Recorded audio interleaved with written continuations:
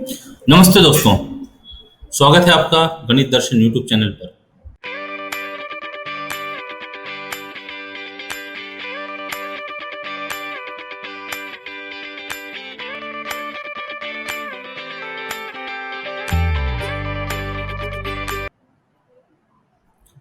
Some special classes of rings, basic definition हमने देखी और कुछ एग्जांपल्स देखे रिंग के। Now some particular types of rings, उसमें एक इंपॉर्टेंट डेफिनेशन है zero divisor.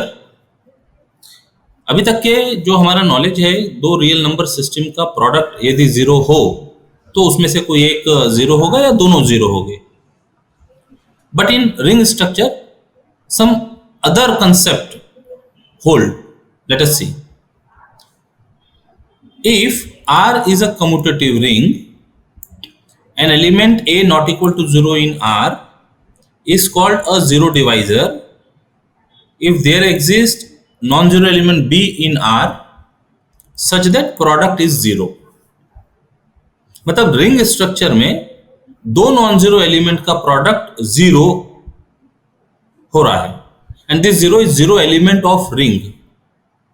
It is not our normal zero, integer zero, no.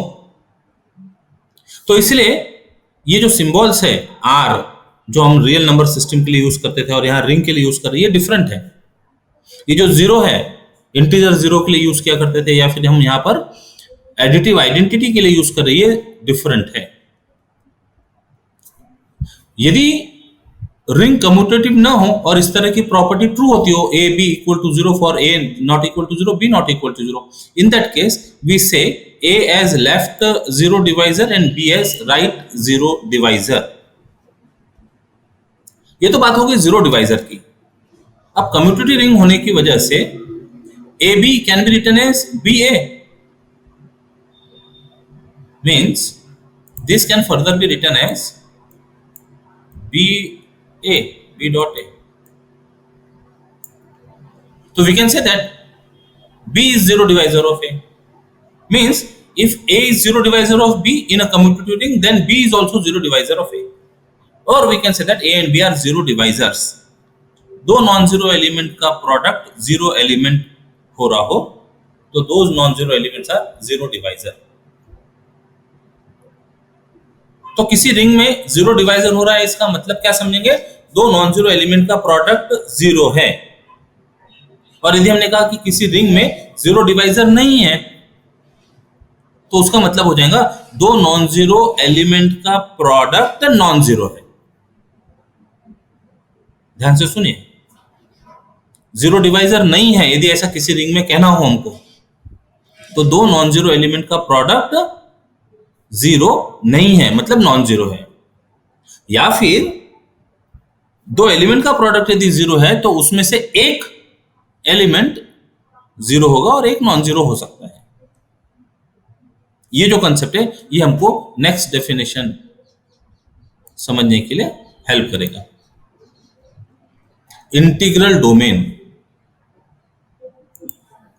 A commutative ring which has no zero divisor is called an integral domain. अभी जो हम बात कर रहे थे, ऐसी कम्यूटेटिव रिंग जिसमें जीरो डिवाइजर नहीं है, इसका मतलब दो नॉन जीरो एलिमेंट का प्रोडक्ट नॉन जीरो हो रहा हो, या फिर दो एलिमेंट का प्रोडक्ट यदि जीरो हो रहा हो तो उनमें से कोई एक जीरो होगा। एग्जाम्पल के तौर पे set of integers with usual addition and multiplication is an integral domain, जो अभी तक के हम रियल नंबर सिस्टम में पढ़ते आए हैं। अब जब इंटीग्रल डोमेन की बात कर रहे हैं तो इंटीग्रल डोमेन में मोर देन वन एलिमेंट होना चाहिए।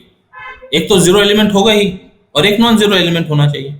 So there is a note, integral domain must have more than one element.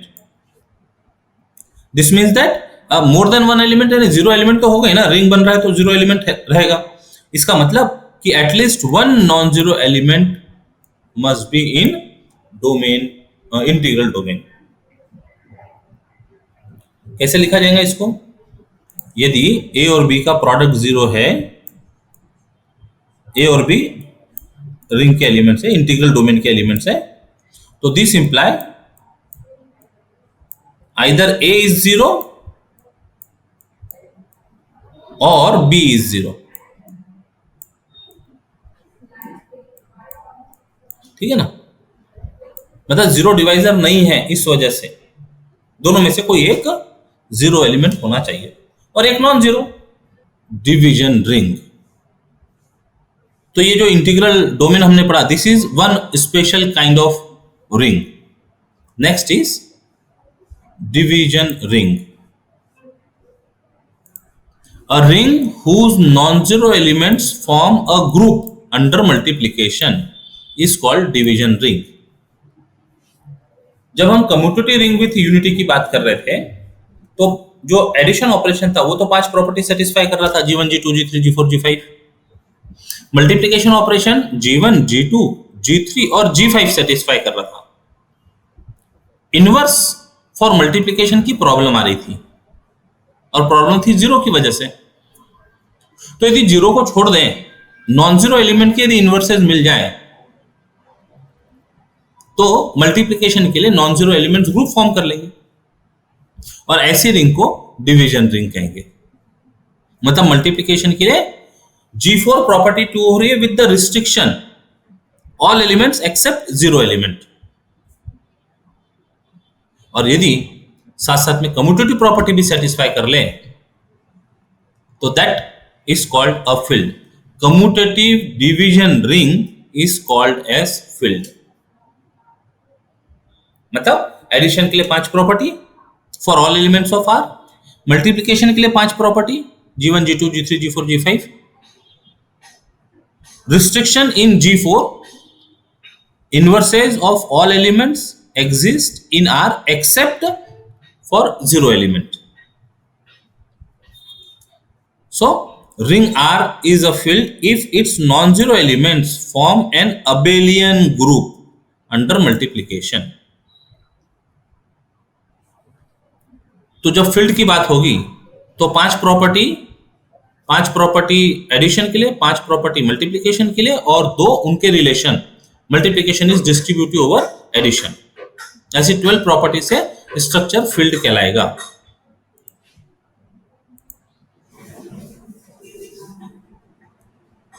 Basic theorems है रिंग के।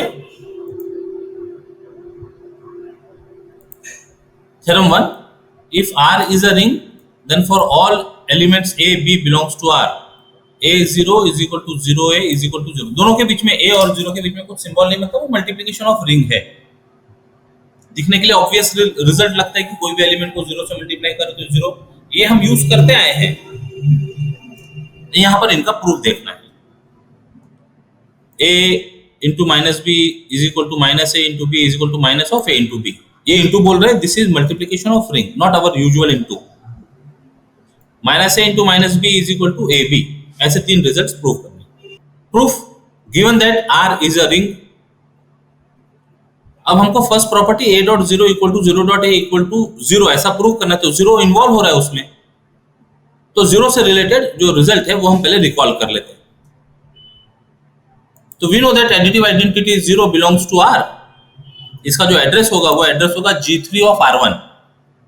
और कैसी होती है वो property, A plus 0 that is A plus 0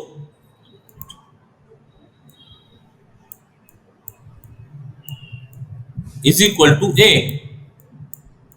is equal to 0 plus A, 0 plus A for all A belongs to R। तो एक ही जगह यदि 0 रख दिया तो 0 प्लस 0 इक्वल टू 0 हो जाएगा। तो we can write 0 plus 0 is equal to 0।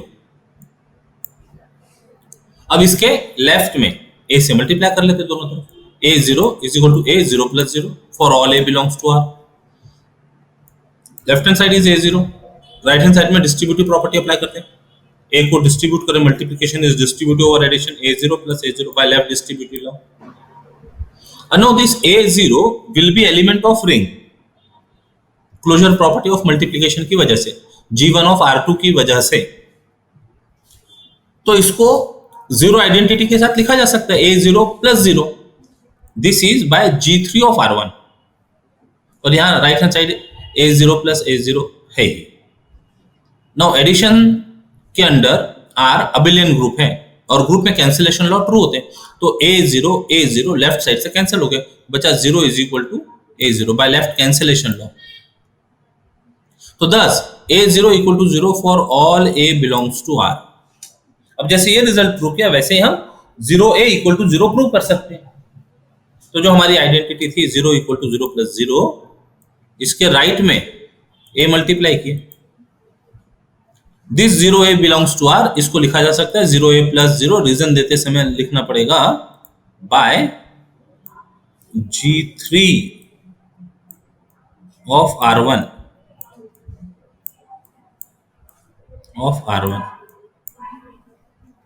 और यहां पर left right distributive law and right distributive law, right distributive law right hand side में 0a plus 0a, left cancellation law से 0a कैंसिल हो गया, फिर रिजल्ट लिखना पड़ेगा bye left cancellation law. Result दिखने के लिए बहुत सिंपल है, लेकिन ये कंप्लीट तभी होगा जब इसके साथ ये जो राइट हैंड साइड में रीजनिंग पार्ट है वो बराबर लिखे जाए। तो दोनों हमने प्रूव कर दिया, 0 is equal to a zero और 0a इज इक्वल टू 0, तो दोनों को कंबाइन करके रिजल्ट फॉलोज। सेकेंड, इसमें एडिटिव इनवर्स की बात हो रही है, तो एडिटिव इनवर्स के लिए रिकॉल कर लेते हैं by G4 of R1 for all elements a and b belongs to R, a plus minus a equal to 0 and b plus minus b equal to 0। Minus a के साथ b left right में चाहिए था, तो right में b से multiply किया। पहले एक को सॉल्व कर लेते, distributive law, right distributive ab plus minus ab equal to 0। यहां पर माइनस b के साथ में a लेफ्ट में चाहिए था हमको, तो a को लेफ्ट में मल्टीप्लाई किया। लेफ्ट डिस्ट्रीब्यूटिव लॉ से ab plus a minus b equal to 0। अब ये जो रिलेशन है, ये रिलेशन को यदि हम ऑब्जर्व करें तो a plus b equal to 0 is equal to b plus a यदि हो तो हम कहते हैं b is additive inverse of a। अब इसको अल्टी पल्टी करके लिखा जा सकता है minus A B plus A B equal to 0, because addition satisfy commutative property. तो जो G4 है एग्जिस्टेंस ऑफ एडिटिव इनवर्स वाली प्रॉपर्टी है, उससे हमको ये कंक्लूजन मिलता है कि this minus A B is additive inverse of A B, और यहां से कंक्लूजन मिलेगा a minus B is additive inverse of A B. दो अलग अलग एलिमेंट दिख रहे AB के एडिटिव इनवर्स बोलकर, लेकिन AB का additive inverse symbolically minus of AB से लिखा जाता है, but additive inverse of AB is written as minus of AB। इसका मतलब, और we know that inverse if exist then it is unique, तो सबको इक्वल लिखा जा सकता है। Minus AB is equal to A into minus B is equal to minus of AB for all a b belongs to R। to prove minus a minus b is equal to ab, तो left hand side से शुरू करते हैं, minus a minus b is equal। अब थोड़ी देर के लिए ये माइनस a को यदि हम एक सिंगल एलिमेंट सपोज कर ले, x मान ले, तो x into minus B is minus of x b, तो ये x अपनी जगह रखा हुआ है, माइनस बाहर आ गया, minus of x b by above result. ये रिजल्ट, ये x है और ये माइनस b है, तो क्या हो गया, माइनस बाहर, a और b का प्रोडक्ट। तो इसको हमने एक एलिमेंट माना था, तो ये वाला जो माइनस है ये माइनस बाहर आ गया,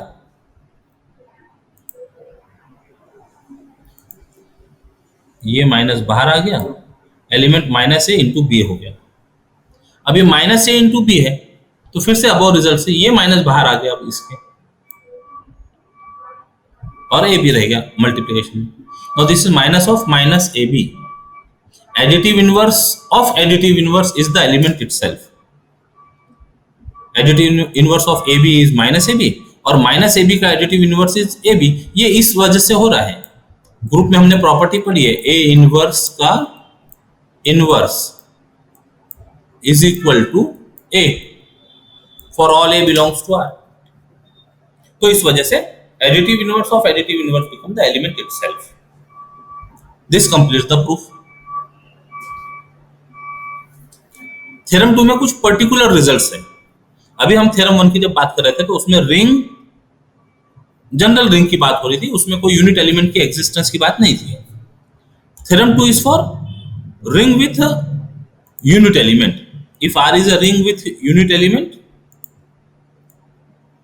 1, then -1 into A is equal to -A, और -1 into -1 is equal to 1. तो ये इसके पर्टिकुलर केसेस हैं। ये यहाँ पर ये जो सेकंड प्रॉपर्टी और थर्ड प्रॉपर्टी प्रूव की थी, इनके पर्टिकुलर केसेस हैं। प्रूफ देख लेते हैं इनके।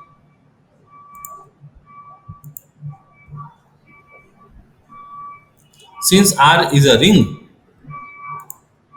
with unity, तो G4 property, R is a ring with unit element 1, G3 property for multiplication मिलेगा, there exists element 1 such that A1 is equal to 1, A is equal to A for all A belongs to R. और अभी हमने proof किया कि A minus B is equal to minus A, B is equal to minus AB for all A comma B belongs to R. अब ये जो A और B है, ये एलिमेंट कोई भी हो सकते हैं। तो हम ऐसा लिख सकते हैं, एक एलिमेंट का नेगेटिव इनटू दूसरा element is equal to negative of product of two elements, minus b into a is equal to minus b a. अच्छा, एक चीज यहां ध्यान रखिएगा, हमने यहां पर कम्यूटेटिव प्रॉपर्टी यूज नहीं की है। ए इंटू माइनस बी को माइनस बी इंटू ए ऐसा नहीं लिखा है, क्योंकि रिंग कम्यूटेटिव रिंग बोलकर नहीं दिया हुआ है। But we can write product of two element like this, minus b into a is equal to minus of b a. इसको भी कम्यूटेटिव प्रॉपर्टी नहीं लगाई है, ये a b को b a ऐसा कम्यूटेटिव बोलकर नहीं, क्योंकि रिंग को कम्यूटेटिव रिंग बोलकर जब तक ये मेंशन नहीं किया होगा हम कम्यूटेटिव प्रॉपर्टी यूज नहीं कर सकते। तो this is very important, it is not commutative property, right? Important. अब b को यदि हम 1 ले ले, 1 बिलोंग्स टू r, तो हमारा काम हो जाएगा। Put b is equal to 1 in r, तो we get -1a is equal to minus of 1a, here it is -1a, 1a अभी यहां देखा था हमने, 1a is equal to a, तो माइनस अपनी जगह है, 1a is equal to a, hence follows the result -1 into a is equal to -a।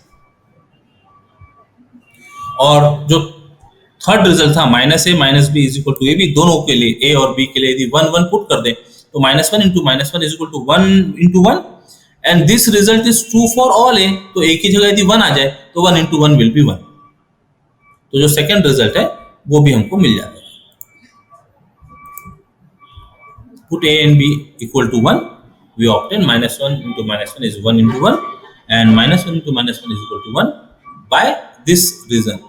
यहां पर मेंशन करना पड़ेगा कहां से आए,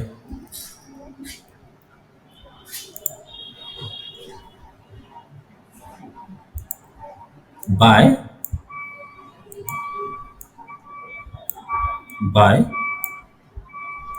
G3 of R2 1.1 is equal to 1। ठीक है, तो इस तरह से ये जो दो बेसिक रिजल्ट्स थे इनके प्रूफ कंप्लीट हो गए। Next is the pigeon hole principle. अब नाम से समझ में आ रहा है, पिजन होल प्रिंसिपल, पिजन से रिलेशन है इसका कुछ। तो यदि आपने कुछ कबूतर खाने देखे होंगे तो कबूतरों को रहने के लिए ऐसे बॉक्सेस बने होते हैं, ऐसे रेक्टेंगुलर शेप में बॉक्सेस रहते हैं। तो यदि मान लो 10 बॉक्स है और 10 से ज्यादा पिजन है, तो कोई ना कोई बॉक्स में एक से ज्यादा पिजन आएंगे। ये जो ऑब्जर्वेशन है इसको देखते हुए पिजन होल प्रिंसिपल फ्रेम किया गया है। और यदि मान लो 10 प्लेसेस है, 10 बॉक्सेस है और 10 ही कबूतर है, और हमने कहा कि एक कबूतर एक ही बॉक्स में रहेगा, इसका मतलब एग्जैक्टली 1 कबूतर एक बॉक्स में आ जाएगा। तो ये जो ऑब्जर्वेशन से मैथमेटिक्स में जो स्टेटमेंट बना है वो देखिए अभी। If n objects are distributed over m places, n objects कबूतर का काम कर रहे हैं, m प्लेसेस बॉक्सेस का काम कर रहे हैं, and if n is greater than m, कबूतर ज्यादा है प्लेसेस से। Then some place receive at least 2 objects, कम से कम 2 तो हो गए किसी न किसी प्लेस पे। ये हो गया पिजन होल प्रिंसिपल। और प्रॉब्लम सॉल्व करते समय इसका एक इक्विवेलेंट स्टेटमेंट यूज करते हैं इस तरह से, if n objects are distributed over n places दोनों सेम है, ऑब्जेक्ट और प्लेसेस सेम है, बट कंडीशन लगा दी in such a way that no place receives more than 1 object. इसका मतलब हर प्लेस पे एक एक कबूतर रहेगा exactly, then each place receives exactly 1 object. तो ये तो वर्जन है पिजन होल प्रिंसिपल का, ये हमें नेक्स्ट थ्योरम में यूज करना है। अ finite integral domain is a field. A finite integral domain is a field. Integral domain हमको पता है, फील्ड की डेफिनेशन हमको पता है, इंटीग्रल डोमेन के साथ में एक वर्ड फाइनाइट लिखा हुआ है। तो एक एक चीज को एक्सप्लेन करते हुए बढ़ते आगे। एक फाइनाइट सेट ले लेते, let D is equal to set of x1 x2 xn be a finite integral domain. अब जब हम सेट लिख रहे हैं तो सेट में रिपीटेशंस ऑफ एलिमेंट अलाउड नहीं करते, तो ये सेट में हम n एलिमेंट्स ले रहे हैं, इसका मतलब ये जो n एलिमेंट्स है ये n एलिमेंट्स डिस्टिंक्ट एलिमेंट्स है, फाइनाइट हो गए ये तो। अब इंटीग्रल डोमेन का मतलब commutative ring having no zero divisor, so this D is commutative ring having no zero divisor। ये तो वर्ड्स में हो गया, इसको सिंबॉलिक फॉर्म में लिखते हैं, तो कम्यूटेटिव रिंग के लिए लिखते हैं नंबर 1 देखिए xy equal to yx for all x belongs to D, और नो जीरो डिवाइजर के लिए लिखते हैं कि 2 एलिमेंट यदि D में है और उनका प्रोडक्ट यदि 0 हो तो आइदर x इज 0 और y इज 0। ये प्रॉब्लम सॉल्विंग के लिए यूजफुल मेथड होता है नो जीरो डिवाइजर यूज करने के लिए। और क्या हो सकता था, 2 नॉन जीरो एलिमेंट का प्रोडक्ट नॉन जीरो, लेकिन प्रॉब्लम सॉल्व करने के लिए हम ये यूज करते हैं। प्रोडक्ट यदि 0 है तो at least one of them is 0, where 0 is the additive identity of D। Okay, अब D को हमको फील्ड बताना है और फील्ड की डेफिनेशन है कम्यूटेटिव डिवीजन रिंग। तो कम्यूटेटिविटी तो मिल गई है, डिवीजन रिंग बताना बाकी है। So D will be a field if in addition to commutative ring it is a division ring. और डिवीजन रिंग बताना मतलब all non zero element have multiplicative inverses, और उसके साथ में ऐसा कह सकते हैं non zero elements form a group under multiplication. तो बाकी सारी प्रॉपर्टी तो मिल जाएंगी, नॉन जीरो एलिमेंट का इनवर्स एग्जिस्ट होता है, बेसिकली ये हमको डिस्कस करना है।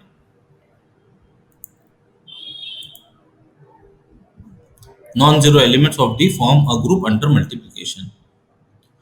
तो स्टेप बाय स्टेप चलते हैं। स्टेप 1, एक नॉन जीरो एलिमेंट सपोज कर लिए,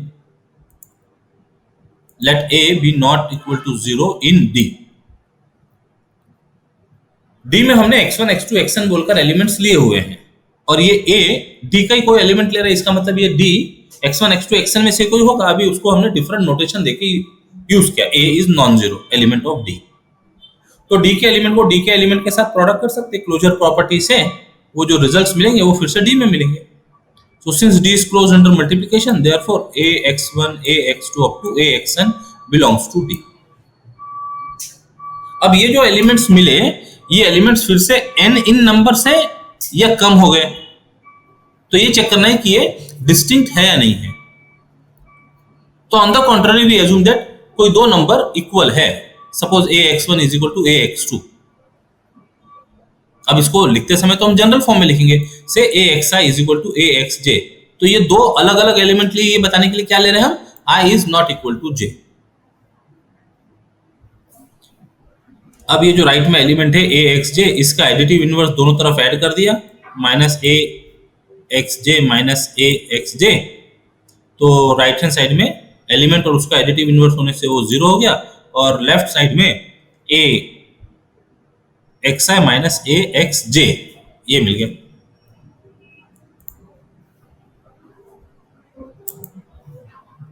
डिस्ट्रीब्यूटिव प्रॉपर्टी से ए को कॉमन लिया जा सकता है, जैसे ब्रैकेट ओपन कर सकते हैं तो वैसे कॉमन भी ले सकते हैं। ये कॉमन आ गया, x i minus x j equal to 0 by distributive property. अब दो एलिमेंट का प्रोडक्ट 0 है और रिंग में 0 डिवाइजर नहीं है, इसका मतलब कोई एक 0 होना चाहिए। ए तो 0 नहीं है, इसका मतलब x i minus x j 0 होना चाहिए।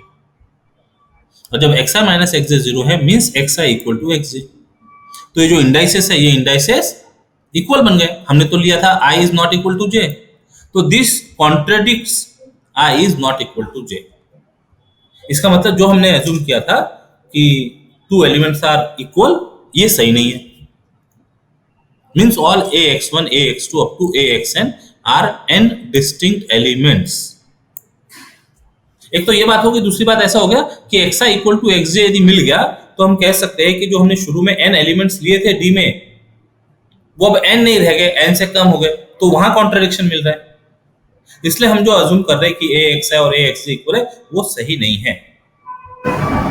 Means all these elements are n distinct elements. अब आगे बड़ा इंपॉर्टेंट पॉइंट है, लाइंग इन d जहां पर पहले से n एलिमेंट्स बैठे हुए हैं, which already has exactly n elements।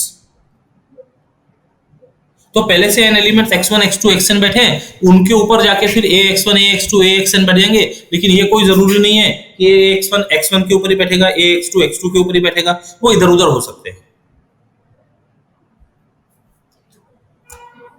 तो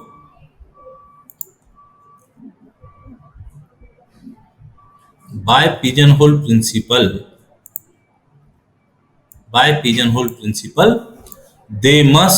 these must account for all elements of D। means every element, अब फिर से नोटेशन चेंज कर दिया, y belongs to D can be written as y is equal to axi। जो शुरुआत में x1 x2 xn लिखे थे उन्हीं में से कोई एक एलिमेंट को y बोल दिया, और अब वहां पर ये जो प्रोडक्ट होकर आए हुए एलिमेंट है ये बैठेंगे, तो say that y is equal to axi for some xi belongs to D। हमने a को भी d में लिया हुआ था तो वो भी इस फॉर्म में लिखा जा सकता है। तो इन particular a belongs to D can be written as a is equal to axp for some xp belongs to D। xp is again any element from x1 x2 up to xn। और multiplication commutative property satisfy करता है, तो हम लिख सकते हैं a is equal to axp is equal to xpa। हमने reason दिया था इसको बाय वन कम्यूटेटिव प्रॉपर्टी, इसको नंबर दे दिया 4 और ये y इक्वल टू axi को नंबर दे दिया 3। अब देखो ये जो स्टेटमेंट मिल रहा है, ये स्टेटमेंट को हम क्या कह सकते हैं, axp is equal to xpa is equal to a। मतलब a में xp लेफ्ट से मल्टीप्लाई हो या राइट से मल्टीप्लाई हो, हमको a प्रोवाइड कर रहा है। इसका मतलब ये xp आइडेंटिटी एलिमेंट जैसा दिख रहा है, लेकिन ये किसके लिए, a के लिए हो गया। हम इसको आइडेंटिटी एलिमेंट बोल पाएंगे यदि ये ऑल एलिमेंट्स ऑफ d के लिए इस तरह की प्रॉपर्टी सेटिस्फाई करे, क्योंकि इनवर्स मल्टीप्लिकेटिव इनवर्स डिस्कस करने के लिए मल्टीप्लिकेटिव आइडेंटिटी पहले होना जरूरी है, और ये xp कहीं ना कहीं वो मल्टीप्लिकेटिव आइडेंटिटी प्रॉपर्टी सेटिस्फाई करते दिख रहा है, बट ओनली फॉर a। इसको जनरलाइज करने की कोशिश करेंगे। सो नेक्स्ट स्टेप,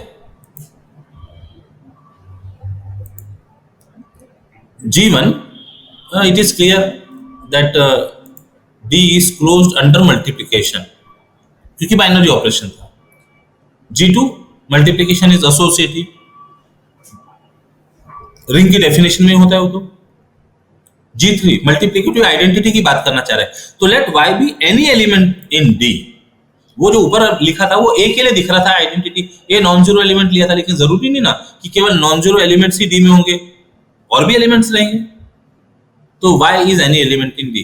नाउ वही xp के साथ में हम y का प्रोडक्ट यदि देखें तो y xp is equal to y था a xi xp, रीजन दिया बाय 3। कम्यूटेटिव प्रॉपर्टी से xi a लिखा जा सकता है, xp अपनी जगह by commutative property. Associative property से a xp को एक ब्रैकेट में ले ली। और ए एक्स पी इज ए, ये नंबर 4 में लिखा था।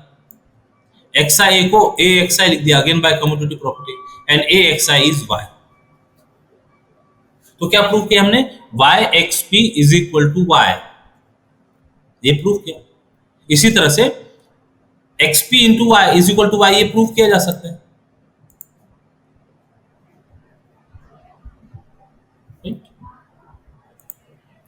ये प्रूव किया y xp is equal to y for xp belongs to D. Similarly, we can show that xp y equal to y. Direct भी लिख सकते हैं ना, मल्टीप्लिकेशन कम्यूटेटिव प्रॉपर्टी तो सेटिस्फाई कर ही रहा है, तो y xp is equal to xp y। इसका मतलब there exists xp in D such that y xp is equal to y is equal to xp y for all y belongs to D। अब हम बोल सकते हैं कि xp is multiplicative identity in D and it is denoted by 1 unit element of D। ये standard symbol है उसका, means unit element 1 exist in D। तो ये G3 प्रॉपर्टी तो ट्रू हो गई। अब G4 मतलब हमको मल्टीप्लिकेटिव इनवर्सेस बताना है स्पेसिफिकली नॉन जीरो एलिमेंट के लिए, जो हमने A बोलकर लिया हुआ है, तो A का मल्टीप्लिकेटिव इनवर्स एग्जिस्ट होता है ऐसा शो करना है। अब ये 1 बिलोंग्स टू D है, तो 1 भी तो प्रोडक्ट ऑफ एलिमेंट के फॉर्म में लिखा जा सकता है, A into some element of D। तो 1 belongs to D can be written as 1 is equal to AB for some B belongs to D। इसका मतलब for every non-zero element A belongs to D, there exists some B in D such that AB is equal to 1, और commutativity होने की वजह से इसको BA लिखा जा सकता है, AB को BA लिखा जा सकता है। तो अब ये तो इनवर्स प्रॉपर्टी दिख रही है हमको, this means B is multiplicative inverse of A and this B exists in D। इसका मतलब नॉन जीरो एलिमेंट जो A लिया था उसको मल्टीप्लिकेटिव इनवर्स हमको मिल रहा है।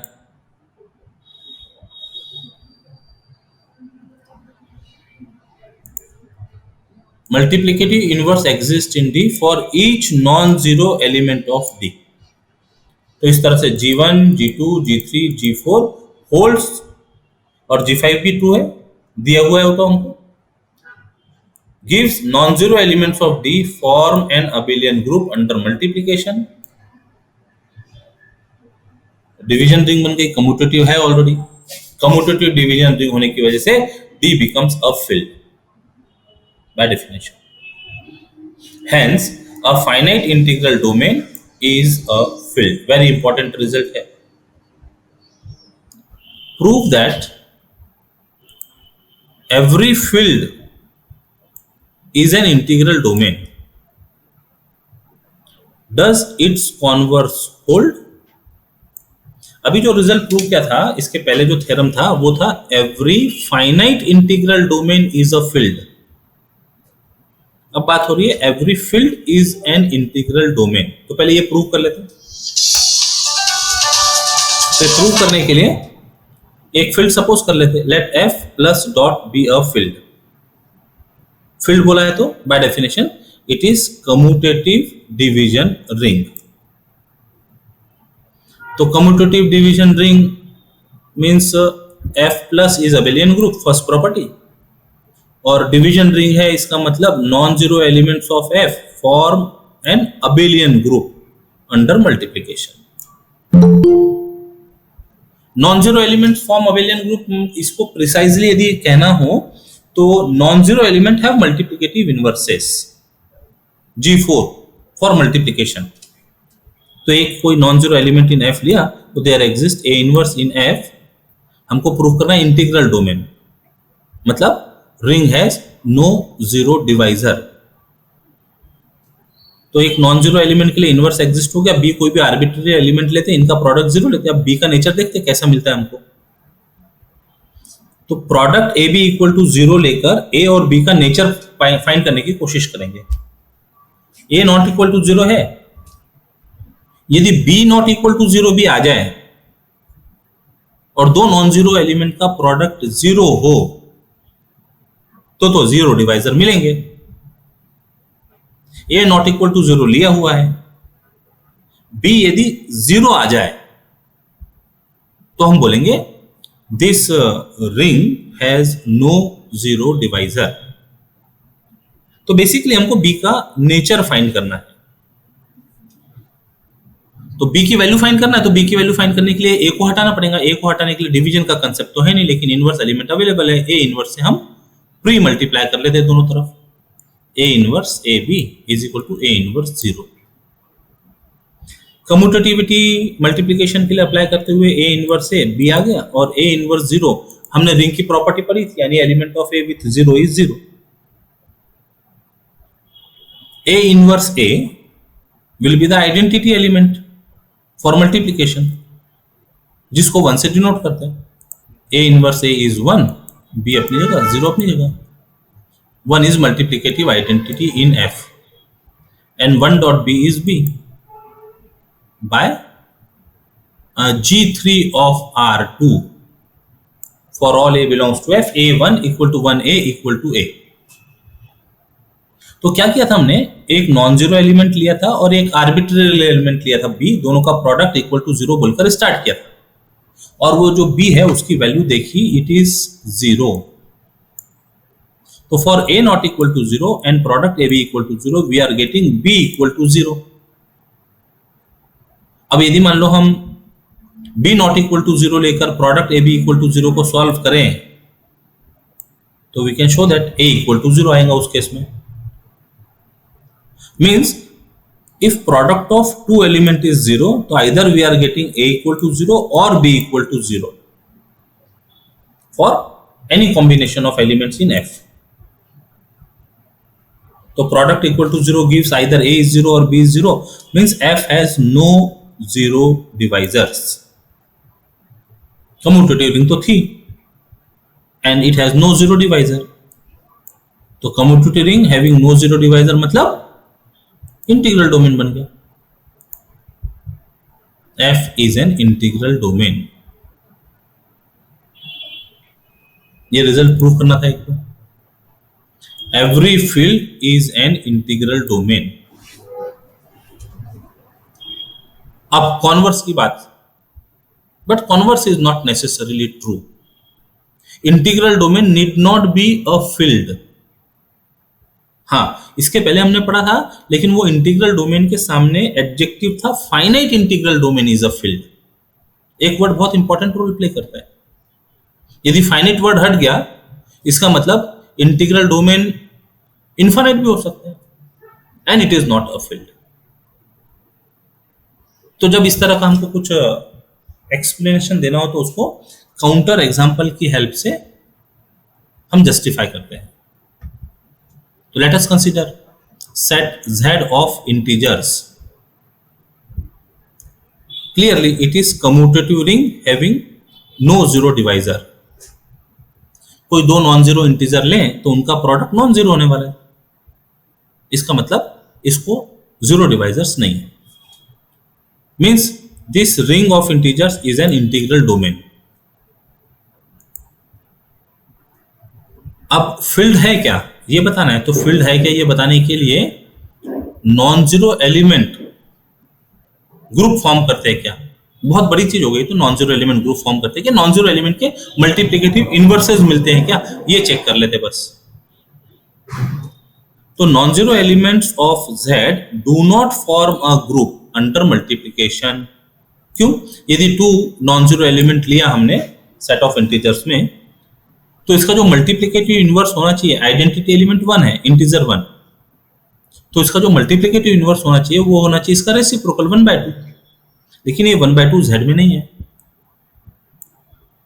तो हर नॉन जीरो एलिमेंट के मल्टीप्लिकेटिव इनवर्सेस Z में नहीं मिलेंगे, and therefore Z can not be a division ring. तो कम्यूटेटिव है लेकिन डिवीजन रिंग नहीं है, इसलिए Z is not a field. Means converse is not true, मतलब क्या हो गया, every integral domain need not be a field. ठीक है, तो दोनों स्टेटमेंट को ध्यान से अब एक साथ सुनिएगा। इसके पहले जो हमने थ्योरम प्रूव किया था वहां था every finite integral domain is a field, और अभी जो हमने डिस्कस किया वो है every field is an integral domain. दोनों अलग अलग हैं, दोनों एक दूसरे के कॉन्वर्स नहीं है। Show that the commutative ring d is an integral domain if and only if, यानी ये फर्स्ट स्टेटमेंट हो गया, डी इज इंटीग्रल डोमेन, और डी के लिए कंडीशन दी है कि it is commutative ring.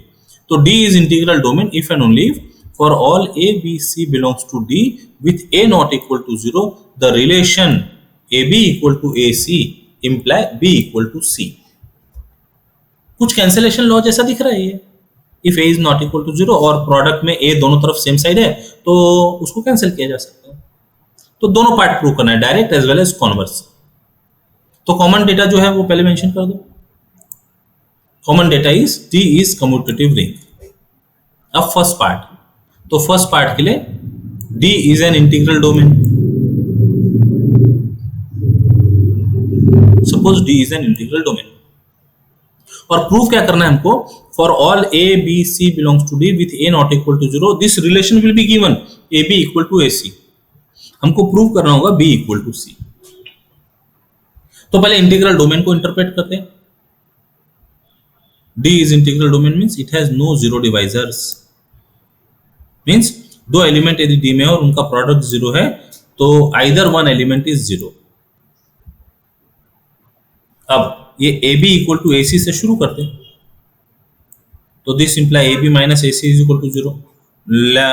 Left distributive से A common, B minus C equal to zero. तो जीरो डिवाइजर नहीं है, इसलिए आइदर A इज जीरो और B minus C is zero. ठीक, लेकिन कंडीशन में ए बी सी तीन एलिमेंट दिए डी के with a is not equal to zero. इसका मतलब क्या होगा, इसका मतलब बी माइनस सी जीरो होना चाहिए, ए तो जीरो है नहीं, बी माइनस सी जीरो होना चाहिए, means b is equal to c. यही तो हम प्रूव करना चाह रहे थे, यही तो हमको प्रूव करना था।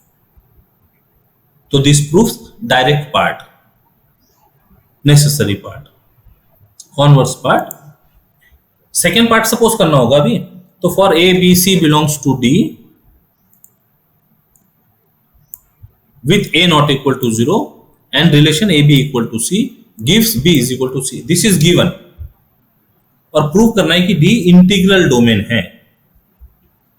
कम्यूटेटिव रिंग तो स्टार्टिंग में लिखा हुआ है, तो बस नो जीरो डिवाइजर्स हम बता दे, डी में नो जीरो डिवाइजर्स है तो हमारा काम कंप्लीट हो जाएगा। तो b इक्वल टू सी दिया हुआ है, इससे हमको मिल गया b minus c equal to zero. अब a B equal to a c है तो इसको हम लिख सकते हैं a b minus a c equal to zero. A left distributive से common b minus c equal to zero, but a is not equal to zero, therefore क्या मिल रहा है, a is not equal to zero यहां से मिला और ये b minus c equal to zero यहां से मिला।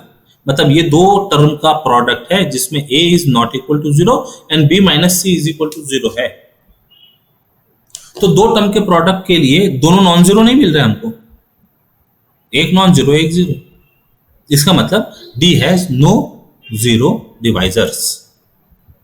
पहले से कम्यूटेटिव रिंग थी,